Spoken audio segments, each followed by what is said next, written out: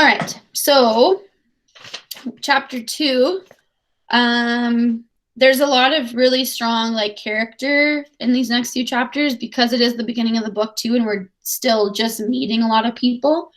On page 31, so like the second page of chapter 2, for Jack, like even I've put Jack slammed his knife into a trunk and looked around challengingly. That's really reinforcing his personality, right? Like challengingly slamming something. And again, remember his knife is very symbolic of like he has that item of power that no one else does.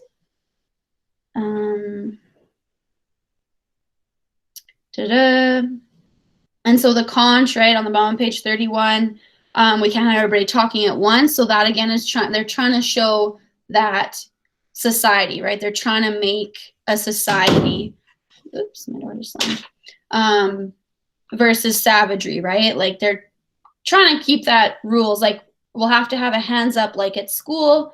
I'll give him the conch. That's what the shell's called, right? And so again, he only knows that from Piggy. Remember, Piggy's very much the like intellect and the brains behind a lot of these ideas. On page 32, Piggy, like no one knows we're here. And he's trying to be like the adult and like scold everybody. But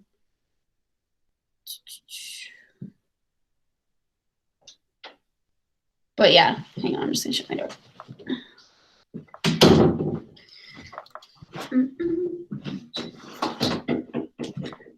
Sorry. Okay. So like even at the bottom of page 32, right, there's a lot of good information. Ralph took the conch from his hands. That's what I was going to say. He went on. When you all, and he gazed at the intent, at their intent faces. The plane was shot down in flames. Nobody knows where we are. We may be here a long time.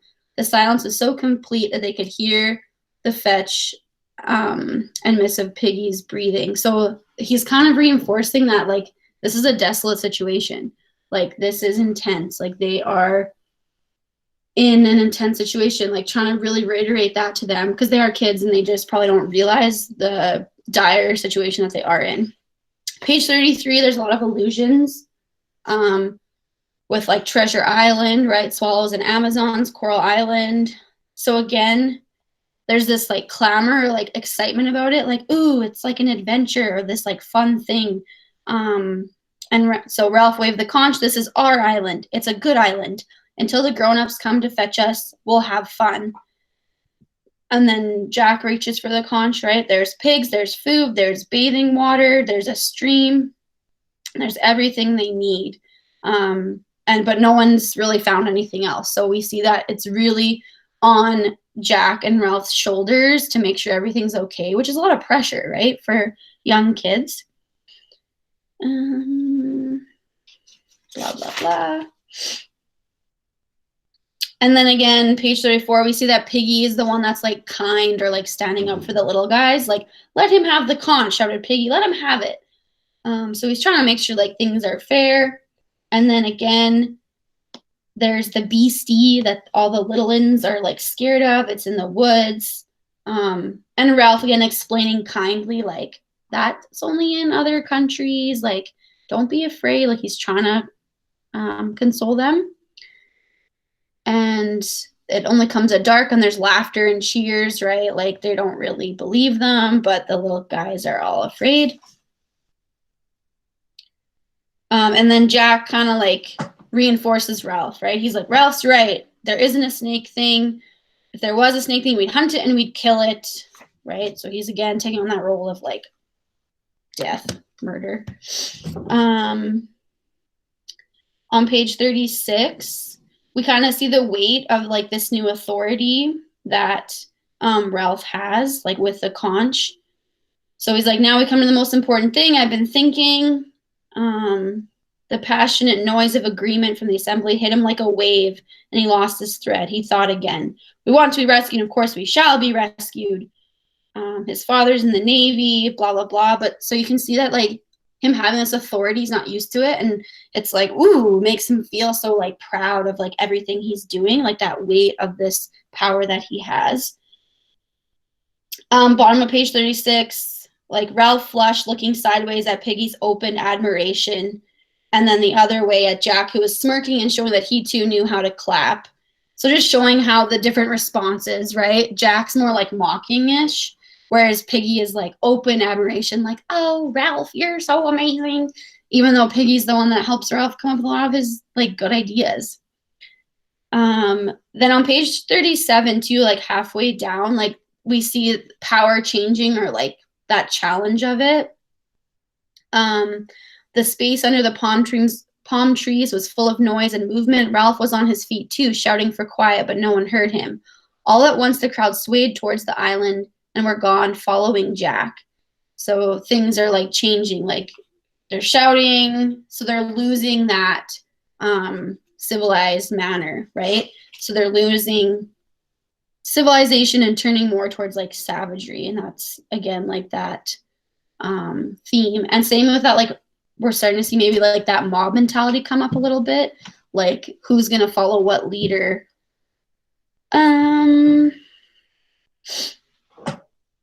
And at the bottom of that page, like 37, Ralph, hey, where are you going? Ralph was already clambering over the first smashed swaths of the scar. A long way ahead of him was crashing in laughter. Piggy watched him in disgust, like a crowd of kids. So he's like disappointed with them. But again, they are kids, but he just thinks that they should be like behaving better, right? So he's like saying that derogatory, but like they are children.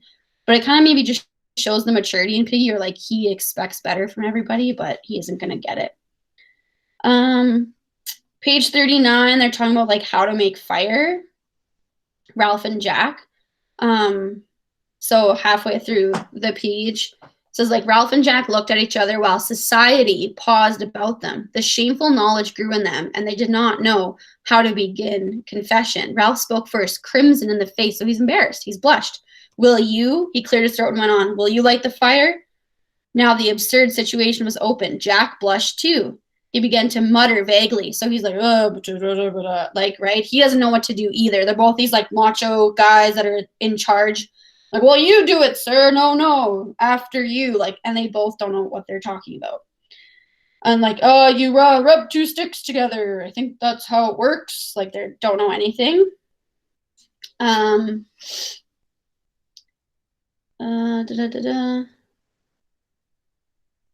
then on page 40, right, Jack pointed suddenly his specs, used them as burning glasses. And Piggy was surrounded before he could back away. So he literally has no authority, no way of getting out of it. He like has to do what they want. And he's like, let me go. I give him like, I can't see. You'll break the conch. So again, it's like that lack of respect. So again, becoming more like savage and have no personal boundaries or like respect for him as a person whatsoever. Like my specs, held Piggy, give me my specs. So of course that's something he really depends on because he can't see. And again, it's another thing that makes Piggy like less than everybody else, right? His weight, his asthma, and now his glasses, like he is at a disadvantage than other boys. Some really good figurative language on page 41, right? Personification, like the fire thrust out a savage arm of heat that crinkled hair on the instant because they get the fire going. And then the boys lay panting like dogs, like showing how much hard work it was. And of course, they're not thinking either, right? They're just throwing on wood, not worrying about like how long it's going to last. And on page 42, right, we see like power come into play again. Then they're trying to make like smoke, and so at the top of the page, and Simon's trying to help Piggy out. Like, we used his specs, said Simon, smearing a black cheek with his forearm. He helped that way. I got the conch, said Piggy indignantly. You let me speak.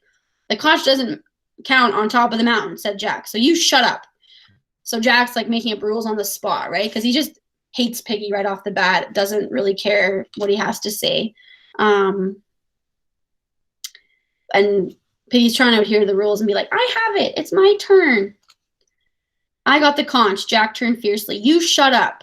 Piggy wilted. So again, really showing how Jack does have that power, and Piggy is like scared of him, like right from the beginning, right from chapter 1.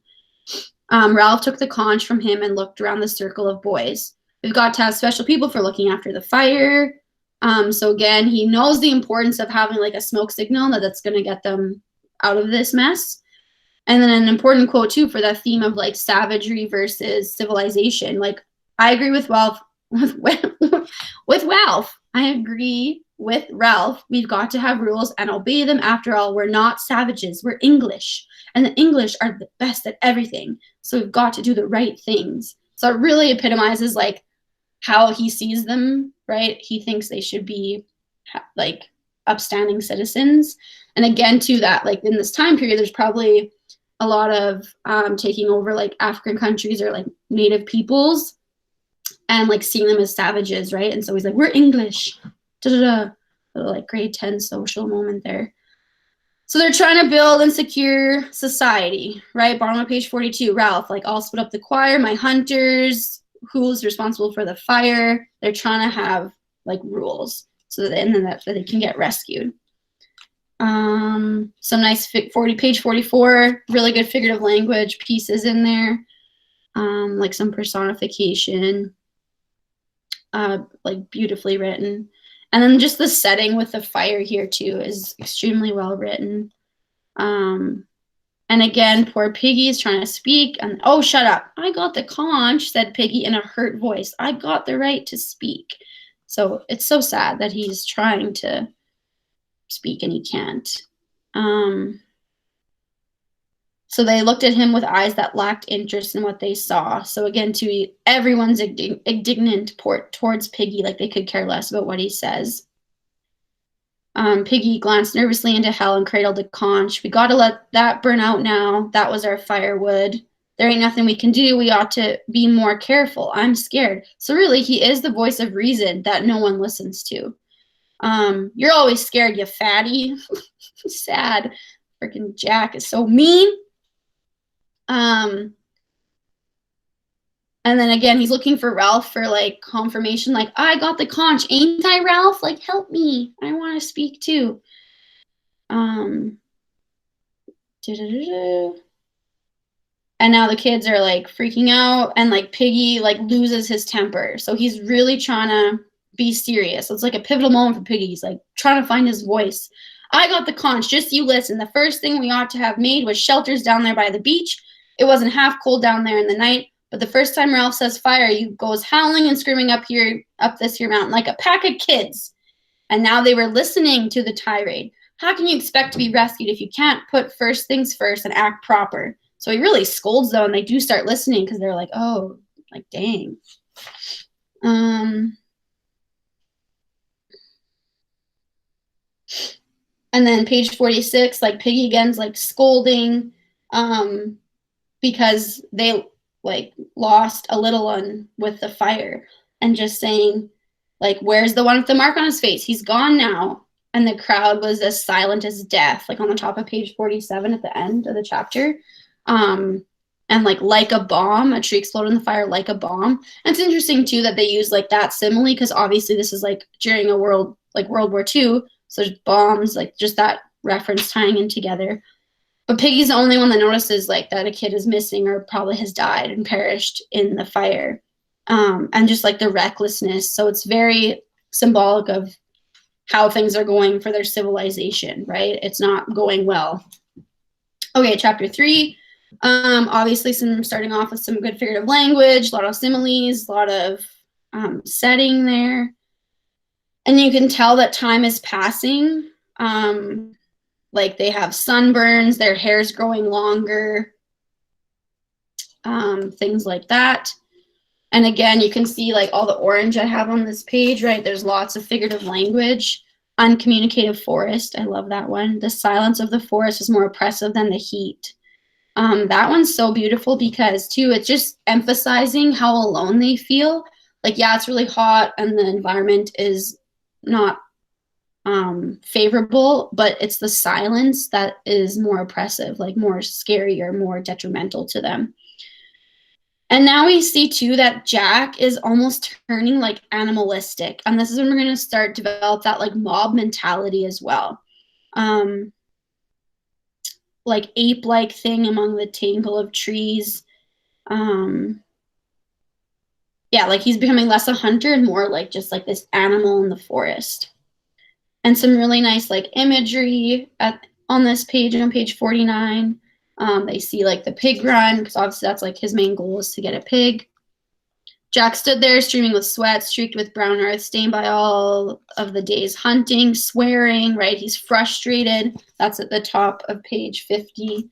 And he's very like, there's just distraction going on. Ralph is so focused. Ralph's main focus is like the fire and having shelter. And so Ralph was standing by a contraption of palm trees and leaves, a rude shelter that faced the lagoon and seemed near to falling down. He did not notice when Jack spoke. Got any water? He didn't even notice Jack. I said, have you got any water? I'm thirsty. Ralph withdrew his attention from the shelter and realized Jack with a start. Oh, hello, water. Yeah, by the tree. I ought to have some left, right? So he's focused on what he's doing. And Simon's kind of helping. And then on page 51, right, there's the frustration of this leadership developing. Like Ralph feels like he's been working so hard and like no one else is really doing anything. So on page 51, you can see like I've highlighted this chunk here in the middle. Like, you're chief, you tell him off. Ralph lay flat and looked up at the palm trees in the sky. Meetings, don't we love meetings? Every day, twice a day, we talk. We got on one elbow. I bet if I blew the conch this minute, they'd come running. Then we'd be, you know, very solemn, and someone would say we ought to build a jet or a submarine or a TV set. When the meeting was over, they'd work for 5 minutes, then wander off or go hunting. So he's kind of just feeling the stress of being a leader, right? Of children, and he's a child himself. So he's saying they have all these ideas that are ridiculous, like, oh, let's make a TV. And then he's trying to get them to help him work to like survive. But of course, they'll work for a few minutes and they're like, yeah, I don't want to. I know the feeling. It's like trying to motivate kids sometimes to do their work. And then Jack flushed, right? So we know like he's embarrassed. We want meat. And at the bottom of page 51, foreshadowing for Jack's character, right? The madness came into his eyes again. I thought I might kill. So we see that like he's changing. He's becoming more animalistic, like less of a like school choir boy and more of craziness.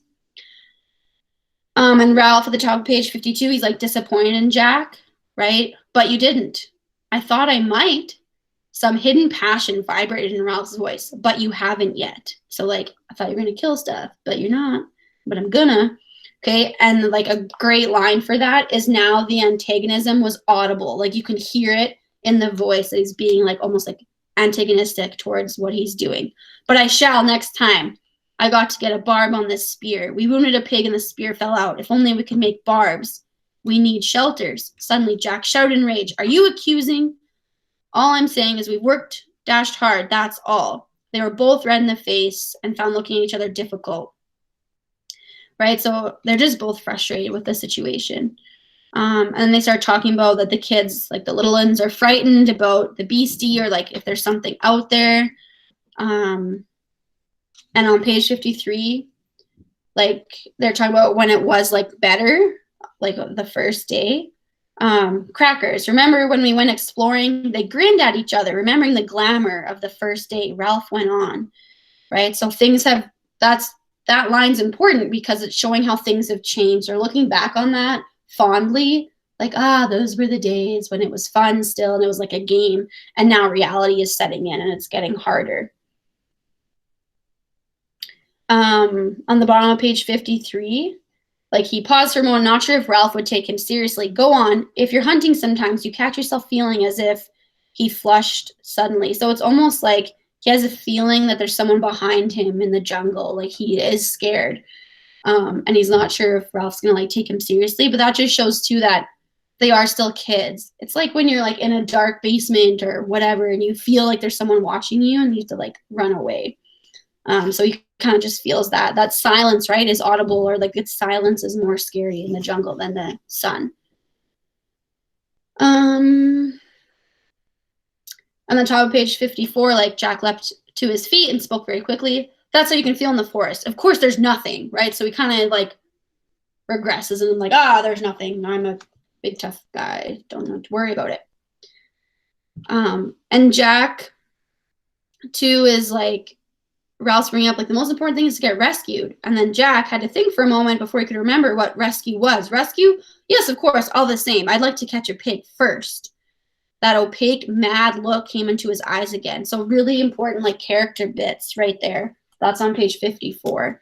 Okay, so Jack is so narrow-minded, focused on just killing a pig. That's like his life goal right now, that he's sidetracked from what's really important, which would definitely be getting rescued. And some nice setting there, right? The trickle of smoke, chalky line, solid blue sky, da-da-da. And Ralph frowned. I wonder how far off you could see that. Miles, we don't make enough smoke. They put on green branches. Like, he's really focused on having that smoke signal. And so on the top of page 55, they're like having a conversation. Like Ralph's focused on making the smoke. Okay, like Jack shouted so loud that Ralph jumped. What? Where? Is it a ship? And they're pointing. Of course, they'll lie up there. They must do when the sun's too hot. So Jack's talking about like the pigs, and like Ralph's like trying to focus on what's important. Maybe we could steal up on one, paint our faces so they wouldn't see. And again, we're going to talk about like painting their faces and like how that creates more of like a mob or like courage. So I would just make note of that face painting part on page 55. I was talking about smoke. Don't you want to be rescued? All you can think about is pig, pig, pig, right? So again, they're arguing over like what's important. On the bottom of page 55, like we just see that they're children, right? Piggy's like, they're not helping very much. He wanted to explain how people were never quite what you thought they were. Simon, he helps, so that's one character, right, that, I mean, we don't learn a ton about, but he's definitely one of the more primary characters, so we see that he is mature enough to, like, help out. Page 56, the only thing I noted there is, like, they looked at each other baffled in love and hate, right, so it's like they kind of have love for each other, but they're, like, frustrated with each other. And then on top of page 57, it goes into detail about like Simon, so definitely character there. You can see as the page goes on as well, like he's pulling down fruit for the little ones so they can't reach it. So that's telling us that he's like kind and affectionate, has some more empathy for the little kids, not like others that are like kicking sand in their face and like being cruel to them. And some figurative language, right? Creepers drop their ropes like the rigging of foundered ships. Lots of similes in this story. And on page 58 too, like there's lots of figurative language. Can't really see, but I have lots of orange on there. And the last line on page 59, like I just love it so much. Like the imagery on the last few pages of this chapter, so good. The writing is awesome. Okay, last one. We're cruising along. Page 60, lots of figurative language. Okay. One of the first lines I like to, they accepted the pleasures of morning, the bright sun, the whelming sea, and sweet air as a time when play was good and life so full that hope was not necessary and therefore forgotten. So they're kind of like enjoying the fruits of the land or like enjoying the beach and forgetting their like problems. And then on the top of page 61, when the sun sank, darkness dropped on the island like an extinguisher, and soon the shelters were full of restlessness under the remote stars. And then we can see kind of like different suffering, like they're having diarrhea, they're talking about how they're scared and fearful, they're huddling together for comfort, they're crying for their mothers less often. They obeyed the summons of the conch. So again, that's like that structure, that society, partly because Ralph blew it and he was big enough to be a link to the adult world of authority, and partly because they enjoyed the entertainment of the assemblies. So showing that they still, because he's bigger, he has that power, and they still kind of they crave that structure. So that's why they like listen to him and like attend the assemblies.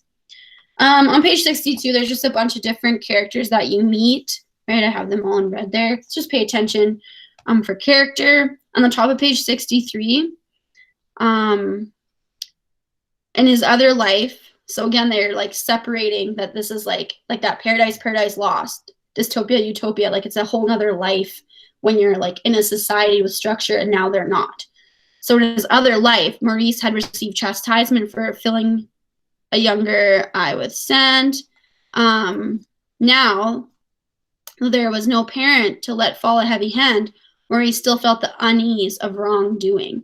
So even though there is no one that's going to give him chastisement or like punish him, he still it feels it like lurking, like he is trained because of past society. And like poor like Percival's crying. He flings sand in a shower like Johnny, like kind of just mean. And then some more figurative language on that page. So things are just kind of like turning again, as we can see slowly. On the top of page 64, right, that illusion of mastery right here. So it's kind of saying like having control in a place without control, like following rules in a place where there are none. Just how that is that like theme. Like on top of page 65, it's a great idea. Like here, invisible yet strong was the taboo of the old life. Round the squatting child was the protection of parents and school and policemen and the law. Roger's arm was conditioned by civilization that knew nothing of him and was in ruins. Like that is so strong for theme that like he's throwing rocks at this kid or like towards this kid, but again, he's surrounded by those like rules that like aren't really there but are there. Just some character too, right? He was eager, impatient, beckoning so that Roger went to him. So just like the power that Jack has. On page 66, like in the war, okay? So again, a reference to like the time period as well. They're talking about bombs, war. Like moths on a tree trunk, really nice similes. Roger understood and nodded gravely. The twins moved towards Jack and began to protest timidly about something. Jack waved them away. Shut up. So we see what type of ruler he is, right? He's very demanding. He disregards others. He doesn't really care. So he's very consistent in how he acts and how he responds to people. On the bottom of page 66,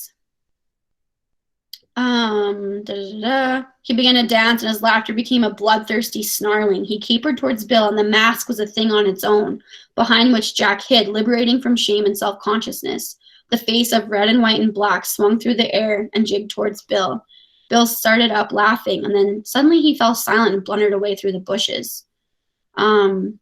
And then they start to like chase him, like, come on, we'll come up and stab him.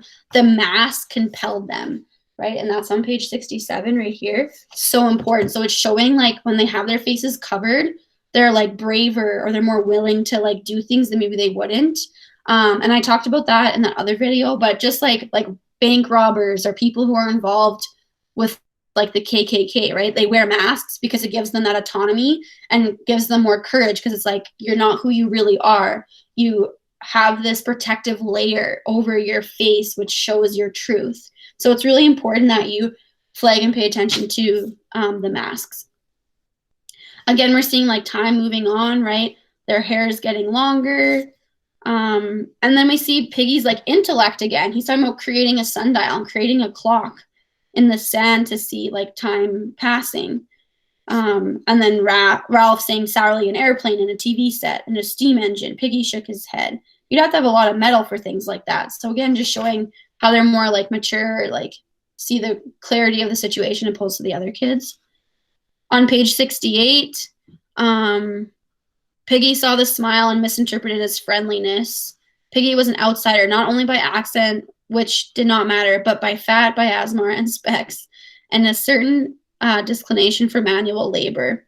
Now finding that something had made, he had said made Ralph smile, he rejoiced and pressed his advantage. Right, so just again, very strong evidence of the relationship with him and Ralph and what Piggy is like. But on page 68, right, Ralph rolled on his stomach, pretended not to see, so more just like character. And then smoke, I can't see any smoke. Where is it? Where's the ship? And so a huge moment here, right? There's a ship going by. And Ralph's face was pale as he spoke to himself. So bottom of page 69. They'll see our smoke. Piggy was looking in the right direction now. It don't look much. He turned around and peered up at the mountain. Ralph continued to watch the ship ravenously. So again, that's such a great descriptive word to describe like how badly Ralph wants that ship to like see them and wants to be rescued. Color was coming back into his face. Simon stood by him, silent. I know I can't see very much, said Piggy, but we have got any smoke? Have we got any smoke? Ralph moved impatiently, still watching the ship, the smoke on the mountain. Ralph, the quality of his speech slewed Ralph on the sand. You tell me, said Piggy anxiously. Is there a signal? Ralph, please, is there a signal? So again, Piggy is like desperate. Like, we need this signal. And then Henry and Johnny were throwing sand at Percival, who was crying quietly again. And all three were in complete ignorance of the excitement. So again, they're not even paying attention to like what's important. They're more worried about like bullying this little boy. By the time Ralph had reached the landward end of the scar, he was using precious breath to swear. He did desperate violence to his naked body among the rasping creepers so that blood was sliding all over him. So it's showing like he doesn't care about his body being injured. Like he's so desperate to make sure the smoke is going. Piggy specs, shouted Ralph. If the fire's out, we'll need them. And again, he asks himself this important question, right? Top page 71. As a leader, he's like, was it better to fetch Piggy's glasses, or would the ship have gone? Or if they climbed on, supposing the fire was right out, they had to watch Piggy crawling near and the ship sinking under the horizon. And he's like, oh God, oh God. So really just showing how he's so stressed with decisions and responsibility. He like doesn't know what to do. And then the fire was dead. And his voice rose insanely, like, come back, come back. Like, he's so desperate. Like, this was our chance. Ralph reached inside himself for the worst word he knew. They let the bloody fire out. So again, showing how he's a child. Like, what's the worst word that I know that can show how upset I am? And he's so disappointed. They looked down the unfriendly side of the mountain. So again, personification there. And Piggy arrived out of breath and whimpering like a little one. So again, he's always chastising them for acting like children, and he's like whimpering like a child himself. But he is a child. Ralph clenched his fist and went very red. The intentness of his gaze, the bitterness of his voice pointed for him. There they are. Like, he's so angry, right? And that's the top of page 72. He's so upset. And then he picks out Jack easily, even at that distance, tall, red-haired, leading the procession. And they have the gutted carcass of a pig swung from the stake, swinging heavily as the twins toil over the uneven ground. So he's had success. They have a pig. And you see there's a reason that it's in italics, right? The kill the pig, cut her throat, spill her blood. It's like a chant that they're doing and saying over and over again. So again, that's like that mob mentality, right? They're all doing this in unison, and it's becoming like a mob or a group that they're chanting this like song. Piggy sniveled and Simon shushed him quickly as though he had spoken too loudly in church. So again, no one respects Piggy, or like everyone seems to have more authority or power over Piggy. And they're so happy, and he's saying like, we got in a circle, like he's trying to describe how they killed it. We crept up, the pig squealed, they're so excited. And then he noticed the blood on his hands and grimaced distastefully. So again, almost not used to there being blood on his hands. This is the top page 73. Looked for something on which to clean them, then wiped them on his shorts and laughed. Ralph spoke. You let the fire out. Jack checked, vaguely irritated by this irrelevance, but too happy to let it worry him. We can light the fire again. You should have been with us, Ralph. We had a smashing time. The twins got knocked over. We hit the pig. I fell on top. I cut its throat, said Jack proudly, yet twitched as he said it. So that's very important too. He's like proud that he did it, but he's still kind of like, and with blood. So it's showing too, there's something in him that's like resistance to this like savage nature, right? Like he is becoming more savage, and it's like, but he still isn't totally accepting of it. If someone's twitching or like, as they say it, or grimacing or distastefully, he's not 100% into it. And that's really important to note for Jack's character. You let the fire out. This repetition made Jack uneasy. So that's the bottom of page 73. So Ralph is so disappointed, like, how could you do this? And Jack's like, oh man, he's serious. But he says, we have to have them in the hunt, or there wouldn't have been enough for a ring. So showing he has a method to this hunting, right? Like they all get in a ring to like close in around the pig, like they need that. But he flushed conscious of his fault, so he's aware that he's like made a mistake. He noticed Ralph's scarred nakedness and the somber silence of all four of them. So he notices that like this is an intense situation and that he's really messed up. His mind was crowded with memories of the knowledge that had come to them when they closed in on the struggling pig, knowledge that they had outwitted a living thing, imposed their will upon it, taken away its life like a long, satisfying drink. He spread his arms wide. You should have seen the blood. So that's very like savage, right? Like he's like blood hungry or like so obsessed with it. And that's him like losing his innocence as well as a child. When you murder or kill a living thing and you're the blood, like that's taking away your innocence as a child when you can kill something that like savagely. Okay. The hunters were more silent now, but as they buzzed again, Ralph flung back his hair. One arm pointed out at the empty horizon. His voice was loud and savage and struck them into silence. There was a ship, right? So he's like very intense. And that's like halfway down page 74. And then Piggy, like he is in this agony of the loss of being saved over the ship. He began to cry, "You and your blood, Jack Merridew, you and your hunting. We might have gone home." Ralph pushed Piggy on one side. "I was chief, and you were going to do what I said. You talk, but you can't even build the huts. And then you go off hunting and let out the fire." So there's definitely some anger and upset between the two. Jack went very red as he hacked and pulled at the pig. This job was too much. We needed everyone. Jack stood up as he said this, the bloodied knife in his hand. So again, really that symbol of like barbaric savagery with the blood. Jack transferred the knife to his left hand and smudged the blood over his forehead as he pushed down the plastered hair. So no distaste now, right? The pages before, it's like he looks at the blood with distaste and grimace and tries to get rid of it. Now he's literally wiping on his head like to get his hair out of his face. So he's involved, he's invested now in the pig. And so Piggy again begins to like chastise him halfway through page 75. This from Piggy and the wails of agreement from some of the hunters drove Jack into violence. The bolting look came into his blue eyes. He took a step, unable at last to hit someone, stuck his fist into Piggy's stomach. Piggy sat down with a grunt. Jack stood over him. His voice was vicious with humiliation. "You would you, fatty?" Right? So terrible, terrible actions. And so we see like Jack again is becoming more savage. And he loses his glasses, right? And Simon again showing Simon's kindness, who got there first, found them for him, right? One side's broken. So now he's got semi-broken glasses. Hang on, my computer's going to die. I just need to plug it in.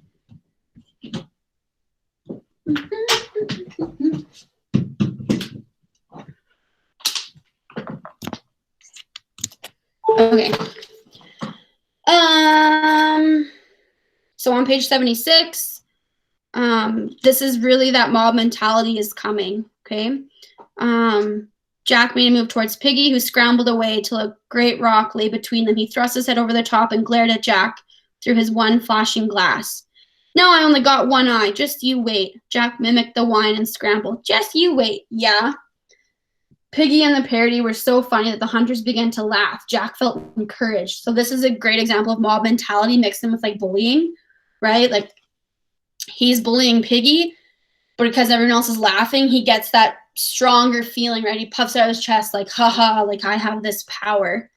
He went on scrambling and the laughter rose to a gale of hysteria. Unwillingly, Ralph felt his lips twitch. He was angry with himself for giving way. So even he starts to laugh and get involved with it. And he's kind of angry at himself for like not staying mad at Jack, but he's like gives in because apparently it's just so funny to bully poor Piggy. And he does say that was a dirty trick. I apologize, right? So he kind of forces him to say sorry. The buzz from the hunters was one of admiration at this handsome behavior. Clearly, there were the opinion that Jack had done the right thing, had put himself in the right by generous apology and Ralph in the wrong. So it's dividing the group, right? Do we want food? Do we want to be saved? Like, who has the best leadership skills? On the bottom of page 76, the fire was dead, the ship was gone. Could they not see? Anger instead of decency passed his throat. So again, he's still upset. So at this point, like on the page 77, at the top there, like we see that Ralph is feeling very defeated, but Jack is like full of energy because he's killed this pig and like he feels like he's done the right thing. Like Ralph said no more, did nothing, stood looking down at the ashes round his feet. So someone's staring at their feet like they're ashamed or like they're not sure of themselves. Whereas Jack, he's loud, he's active, he gave orders, he whistles, he threw remarks at the silent Ralph. And so Ralph asserted his chiefmanship and could not have chosen a better way than if he had thought for days. Against this weapon, Jack was powerless. Jack had no means of lighting it. Ralph went to Piggy and took the glasses from him. Not even Ralph knew how to. A link between him and Jack had been snapped and fastened elsewhere. Okay, so really just seeing how they're like becoming devised. So that page 77 is really important, just like all in here. And then the meat. So page 78, like gnawed at it like a wolf. Piggy spoke almost dribbling, aren't I having none? So Jack had meant to leave him in doubt as an assertion of power, but Piggy, by advertising this omission, made more cruelty necessary. So everyone's eating the meat and they're all sharing it. And then poor Piggy is like, I want some too. Like, don't I get any? And it's like, you didn't hunt. Like, he purposefully left him out to like emphasize his Piggy's weakness. And of course, Simon, the kind boy, gives him some meat. And the twins like giggle at him and he lowers his face in shame. So he's like embarrassed that he helped him. And so again, that's like that mob mentality coming out. And Ralph stirred uneasily, right? Like he is unsure what to do. Because Piggy points out like Ralph didn't help either or Simon and they're having some. And so he's like upset. And then Jack leapt to his feet, slashed off a great hunk of meat and flung it down at Simon's feet. Eat it. I got you meat. I painted my face. I stole up. Now you eat, all of you. So he likes the power that he's like feeding everybody. And then on the page 79, like, where'd you find the pig? And so, of course, Jack is going to love to tell his story, like told the whole thing. They like circled in, it's bleeding, they're cutting its throat, stabbing it. So again, that like savagery and also that loss of innocence, right? Like they're doing a very savage act. And again, that italics, kill the pig, cut her throat, bash her in. And Ralph watched them envious and resentful. So showing kind of how he feels about like, I wish I could have fun and go off and kill pigs, but I got to take care of everybody. So he calls an assembly. Not till they flagged and the chant died away did he speak. I'm calling an assembly. One by one, they halted and stood watching him.